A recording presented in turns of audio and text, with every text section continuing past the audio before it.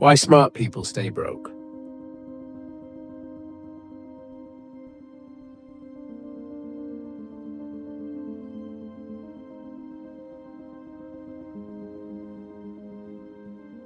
There's something nobody talks about. Some of the most intelligent people you'll ever meet, people with degrees, with knowledge, with ambition, are quietly broke.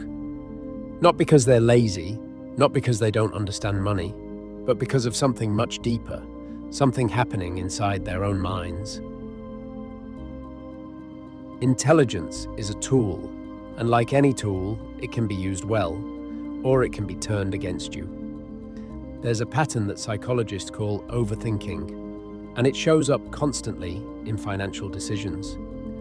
When a less analytical person sees an investment, they might just act. When a highly intelligent person sees that same investment, they analyze it, they research it, they compare it, they find every possible reason it could go wrong. And then they wait. They wait for more information, for a better time, for certainty that never comes. This is called analysis paralysis, and it's almost always a problem of intelligence, not ignorance. But that's only part of the story. There's a second pattern, and this one is harder to spot. Smart people are very good at explaining their decisions. They can justify almost anything.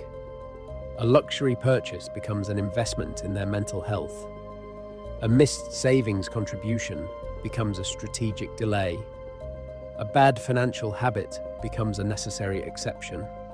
Psychologists call this rationalization, the ability to build a compelling story around a poor choice. And the smarter you are, the better your story becomes.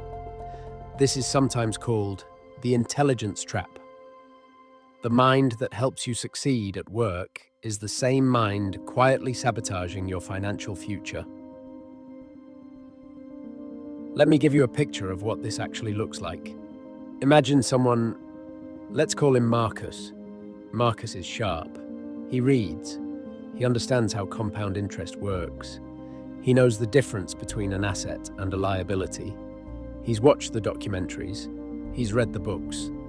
And yet, at 34, Marcus has almost nothing saved. Every month, something comes up. A new course he's convinced will change his career. A tech gadget he's convinced will improve his productivity. A restaurant because he works hard and he deserves it. Each decision on its own is defensible, but together they form a pattern. Marcus isn't spending thoughtlessly, he's spending strategically, at least in his own mind.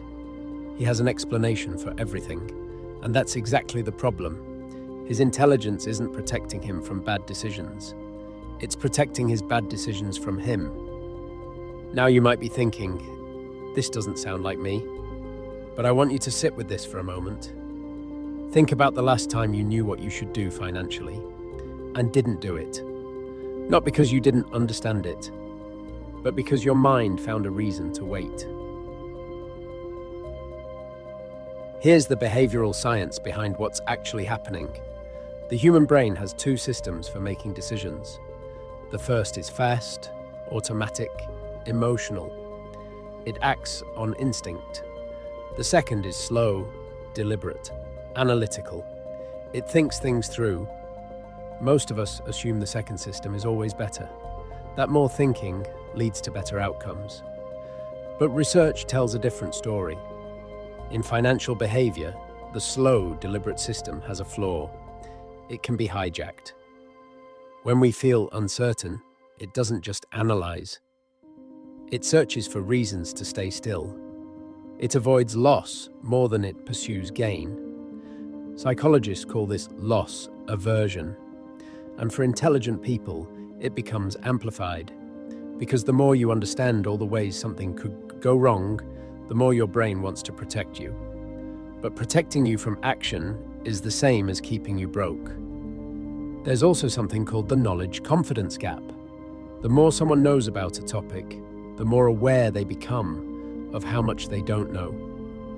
A beginner sees a clear path. An expert sees 1,000 complications. This is why people who study investing sometimes invest less than people who don't. Knowledge creates doubt, and doubt creates delay. This isn't a flaw in intelligence.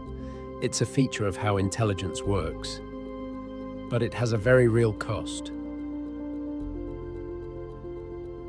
So what's the actual lesson here? It's not that intelligence is bad, it's that intelligence alone is not enough. Wealth is not built on knowing, it's built on doing. Consistently, imperfectly, over time. The person who saves $200 every month without thinking about it too hard will almost always outperform the person who spends years analyzing the perfect investment strategy and never starts. Action beats optimization. Every time.